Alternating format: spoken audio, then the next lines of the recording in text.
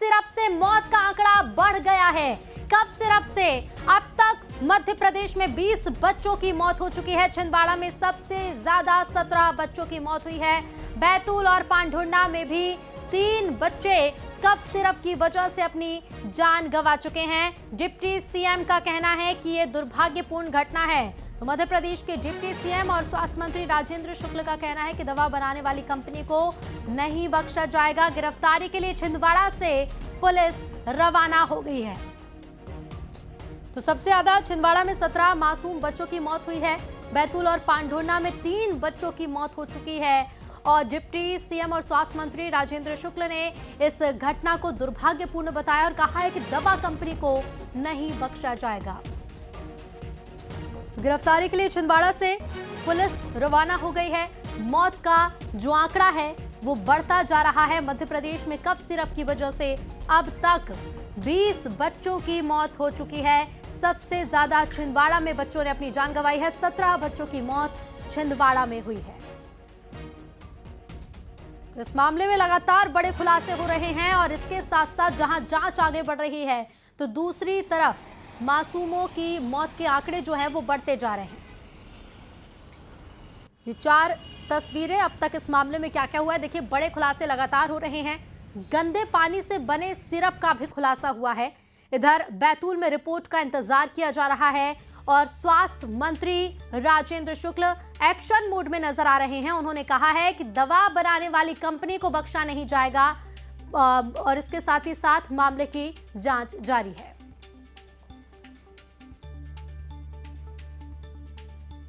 बैतूल और पांढुर्णा में 3 बच्चों की मौत हो चुकी है।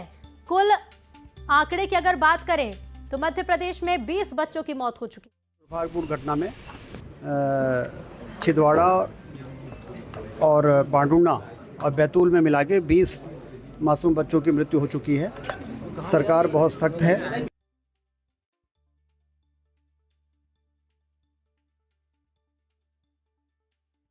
ने कहा है कि बेहद दुर्भाग्यपूर्ण घटना बनाने वाली कंपनी है उसके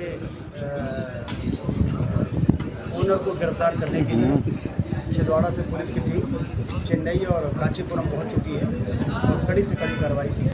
वो हड़ताल में न जाएं, वो अपना काम करें और 4 साल से कम बच्चों को कोई भी कफ सिरप न देने का जो एडवाइजरी भारत सरकार की है, ICMR की है, उसका पालन करें। ऐसा मैंने उनसे निवेदन किया सर। जो अभी और खबर छिंदवाड़ा से है। कफ सिरप को लेकर बड़े निर्देश दिए गए हैं। 2 और कफ सिरप को वापस मंगाने के निर्देश दिए गए हैं। स्टॉकिस्ट से सिरप को वापस मंगाने के निर्देश दिए गए हैं। 2 और कफ सिरप में गड़बड़ी पाई गई है। लगातार देखिए इस मामले को लेकर जैसे जैसे जांच आगे बढ़ रही है कई बड़े खुलासे अब तक हो चुके हैं। आंकड़ा एक तरफ जहां बढ़ता जा रहा है तो वहीं अब बड़े निर्देश दिए गए हैं। 2 और कफ सिरप को वापस मंगाने के निर्देश दिए गए हैं। स्टॉकिस्ट से सिरप को वापस मंगाने के निर्देश दिए गए हैं क्योंकि 2 और कफ सिरप में गड़बड़ी उजागर हुई है। तो देखिए सालों से यही कफ सिरप बच्चों को दिए जा रहे थे और छिंदवाड़ा में बच्चों की मौत के मामले में एक और बड़ी खबर है। कफ सिरप लिखने वाले डॉक्टर ने बड़ा कबूलनामा किया है। 1 महीने में 100 से ज्यादा बच्चों को सिरप लिखे गए। डॉक्टर प्रवीण सोनी का कहना है कि 10 सालों से ये सिरप बच्चों को दिया जा रहा था। गिरफ्तारी से पहले डॉक्टर प्रवीण सोनी ने बड़ा बयान दिया था। बच्चों की मौत के मामले में अब तक की सबसे बड़ी खबर है। कफ सिरप लिखने वाले डॉक्टर का बड़ा कबूलनामा सुनने को मिला है। डॉक्टर प्रवीण ने कहा है कि 1 महीने में 100 से ज्यादा बच्चों को सिरप लिखे। 10 सालों से बच्चों को यही सिरप दिया जा रहा था और गिरफ्तारी से पहले डॉक्टर प्रवीण सोनी ने ये बड़ा बयान दिया। ये सिरप आपने कितने बच्चों को लिखा होगा अमूमन? More than 500। यही सिरप लिखा है? सिर्फ लिखा मतलब मोर देन 500 पूरे साल की बात कर रहा हूँ मैं। 1 महीने में तो नहीं लिखाए जाते। अभी इस महीने में कितने लोगों को लिखा है? ये कहना मुश्किल फिर है। भी एक अप्रोक्स कितने? मोर देन 100 तो होंगे। 100 बच्चों को ये सिरप लिखा जाता है? लिखा और इससे ज़्यादा भी हो सकते, कम भी हो सकते, पर ऐसा नहीं कि सभी को प्रॉब्लम आई होगी। ये कहना चाहते। कॉमन बात ये है कि एंटीकोल सिरप तो पहले से भी लिखे जा रहे थे और अलग अलग तरह की कंपनियों के भी लिखे जाते हैं।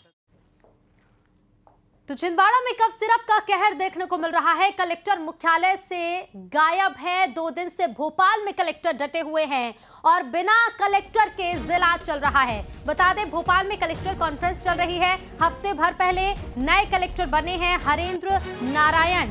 कफ सिरप को लेकर जांच जहां एक तरफ तेज हो रही है और छिंदवाड़ा में अगर बात की जाए तो सबसे ज्यादा बच्चों की मौत का आंकड़ा जो है वो छिंदवाड़ा में बढ़ रहा है। लेकिन ऐसे में कलेक्टर मुख्यालय से गायब है 2 दिन से, क्योंकि भोपाल में कलेक्टर डटे हुए हैं। बिना कलेक्टर के जिला चल रहा है।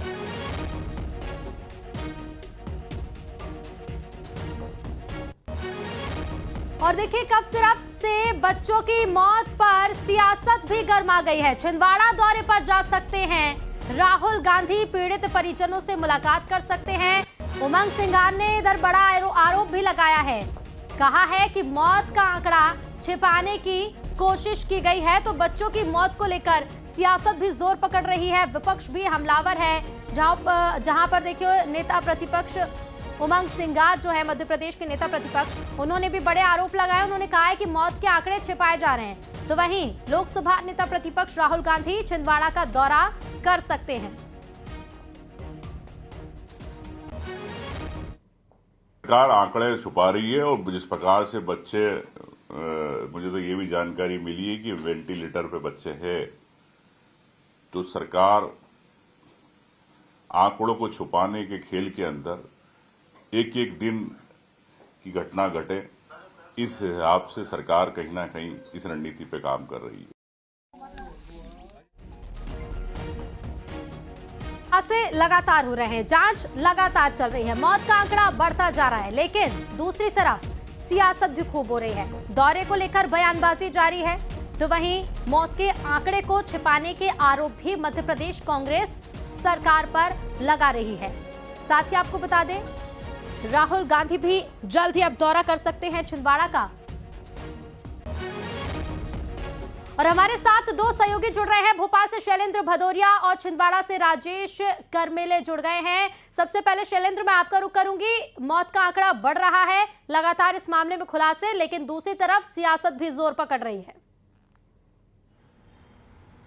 बिल्कुल आपने ठीक कहा। जैसे जैसे मौत का आंकड़ा बढ़ता चला जा रहा है, वैसे वैसे सियासत और भी गर्माती चली जा रही है। जिस तरीके से विपक्ष लगातार इस पूरे मामले को लेकर सरकार पर हमलावर है और सीधे तौर पर सरकार को लापरवाह बता रहा है और कहीं ना कहीं स्वास्थ्य महकमे पर सवाल खड़े कर रहा है। लेकिन दूसरी तरफ अगर मैं देखूं तो चाहे मुख्यमंत्री डॉक्टर मोहन यादव की बात हो, कुछ दिन पहले वो भी पहुंचे थे और आज डिप्टी सीएम जो स्वास्थ्य मंत्री भी हैं राजेंद्र शुक्ल, वो भी छिंदवाड़ा पहुंचे। तमाम अधिकारियों के साथ वो बैठक भी कर रहे हैं। लेकिन जिन अधिकारियों के साथ बैठक करना है, कलेक्टर की जिम्मेदारी होती है कि वो छिंदवाड़ा में मौजूद रहे, लेकिन भोपाल कलेक्टर कॉन्फ्रेंस जो चल रही है उसमें यहाँ पर बैठे हुए। और इसी तरह के कई गंभीर सवाल जो है वो विपक्ष उठा रहा है कि जब पहले बच्चे की मौत हुई थी तभी सरकार जो प्रशासन है वो क्यों नहीं जागा और सैंपलिंग क्यों नहीं की गई। और जब सैंपलिंग भी की गई तो काफी लंबे समय बाद जो है वो जांच रिपोर्ट आई। उसके पहले तमिलनाडु सरकार अपनी रिपोर्ट जो है वो पेश कर चुकी थी। और सीधे तौर पर विपक्ष ये आरोप लगा रहा है कि मौत के आंकड़े छुपाने का काम किया जा रहा है। उनको बेहतर अस्पताल में भेजने की कार्रवाई सरकार को करनी चाहिए थी, लेकिन परिजन अपने पैसे से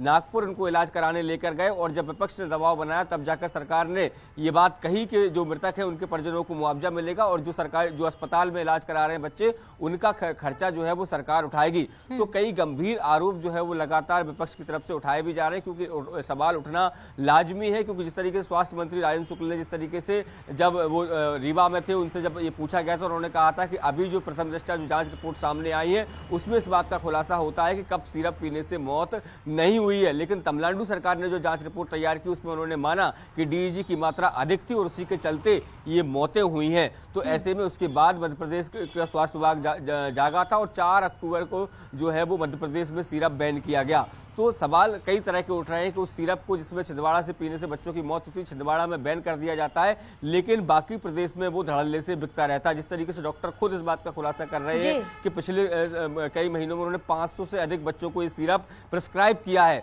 तो कई गंभीर सवाल खड़े होते हैं कि आखिर ये जो सिरप है इसमें डीईजी की मात्रा कैसे लगातार बढ़ी हुई आ रही थी और ड्रग कंट्रोलर जिसका काम ये मध्य प्रदेश में होने वाली दवाइयों के कंटेंट को चेक करना होता है, उसने आखिर इसमें क्यों नहीं देखा और कैसे कैसे ये जहरीली दवाई बच्चों के लिए काल बनती रही, ये अपने आप में बड़ा सवाल है। बिल्कुल, जी। कई तरह के सवाल खड़े होते हैं शैलेंद्र, और देखना होगा ये जो जांच आगे बढ़ रही है, मेडिकल स्टोर्स पर जो टीम पहुंच रही है, इसमें कितनी तेजी लाई जाएगी। आप बने रहिएगा। राजेश हमारे साथ छिंदवाड़ा से जुड़ गए। राजेश, आंकड़ा 20 पर पहुंच गया है पूरे प्रदेश का, लेकिन सबसे ज्यादा मामले छिंदवाड़ा से ही सामने आ रहे हैं।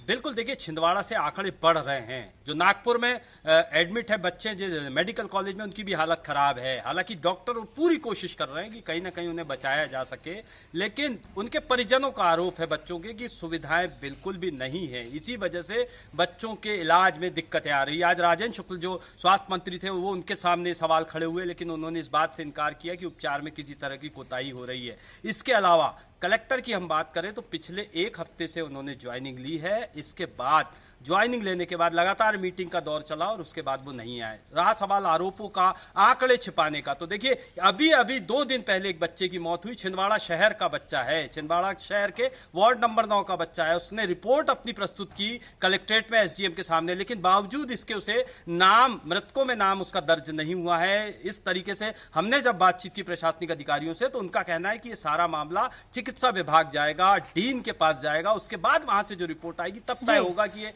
कैसे हुआ है। हालांकि उस बच्चे जी बिल्कुल राजेश, देखिए जांच चल रही है, कई तरह के आरोप लग रहे हैं, लेकिन अब देखना होगा कि जब जांच